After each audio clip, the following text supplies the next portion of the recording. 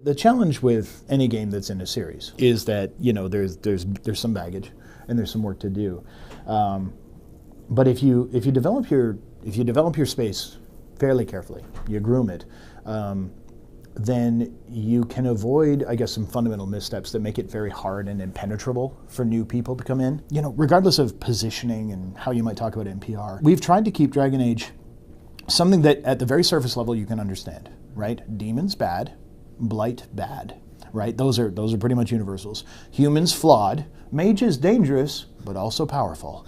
You know, and that we're starting with these first principles, things you can understand, core themes like, again, like I said, security versus liberty is the Mage Templar debate. And it's something you can bring home quickly and rapidly apply to our own society and go, okay, cool, I can understand that because it's a human thing. It's a universal story. The things that help us stand apart from your, well, not the standard, because the nice thing about fantasy is that it's inherently kind of unique, is that we take what I consider to be fairly familiar tropes, like, oh, elves, they have pointy ears. That's pretty much a given. They're recognizably elves. They are not, however, immortal 1,000-year guardians of the forest lands. No, they're stuck in slums, they're in cities, they're in a very different situation, and they're a different analog. We are a game where, in many ways, humanity is the prime motivator of the world. There are not many examples of puppet masters. There aren't gods vying for the real power while using heroes as their thing. It's more of a human and grounded story. And I think that's where in part Game of Thrones also finds its footing.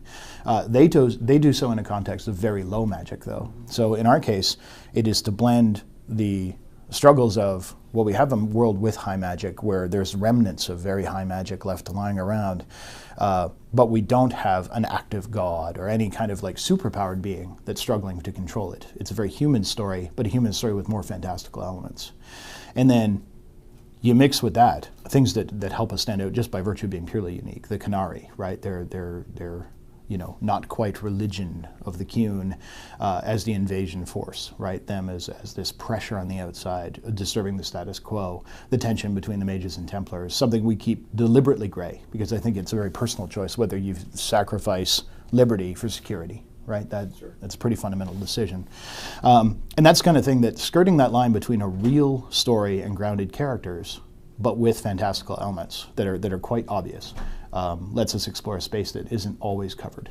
I think probably the thing that makes me most happy about Dragon Age is that we've kept a very strong commitment to the future. We have put in a vast amount of work trying to get our, you know, our world lined up, building our lore, working with the novels, working with the comics, working with the anime to kind of support the themes that we want to explore in the future. That we have a plan, that we're going to execute on it, and we're going to continue to flesh out this world and make it bigger and bolder so that as fans engage, as they you know, dig through things we might have hinted at in a previous game, they recognize that the stuff coming up is actually there. That to me it's immensely rewarding as a creative effort. It's exhausting as well. We've you know, we had to hire a crime reporter specifically just to do the work necessary to chronicle everything that we've developed. But by maintaining it, we make our jobs easier, we make the world more consistent, true, and robust, and we essentially can put our focus onto making fun gameplay, fun scenarios, tough dilemmas, big choices, without having to worry about all the paperwork of making the history still make sense, because we've already put the effort in to do that. My ideal is that it's something that you know, could theoretically go on forever, that the conflicts are eternal. And we're in a pretty good place for that, right? The Darkspawn are always available as villains. We always have human greed and, you know, suffering and intolerance as major themes. And those don't get fixed easy. Loose ends are a constant problem, right? I think that any given franchise can support, you know, X amount of things that are mysteries to be left unresolved, and that we have, I think, a responsibility to resolve some of them if we're going to introduce new ones.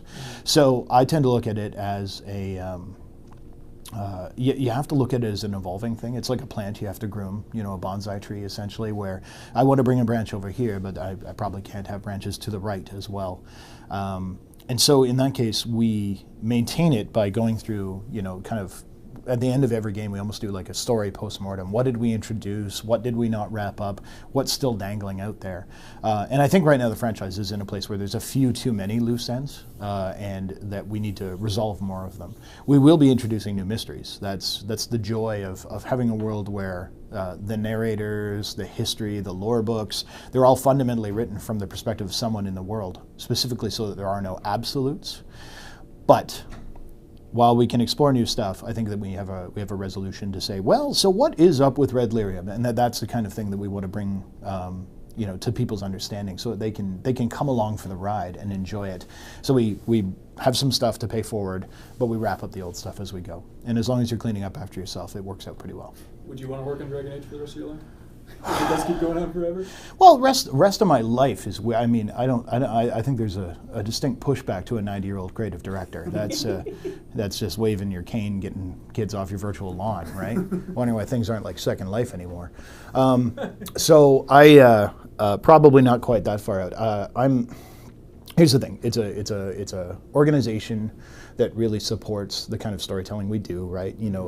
Pushing for dilemma, pushing for tough choices, and that kind of thing. It's got brand new tech. It's very shiny. There's possibilities we've only scratched the surface of.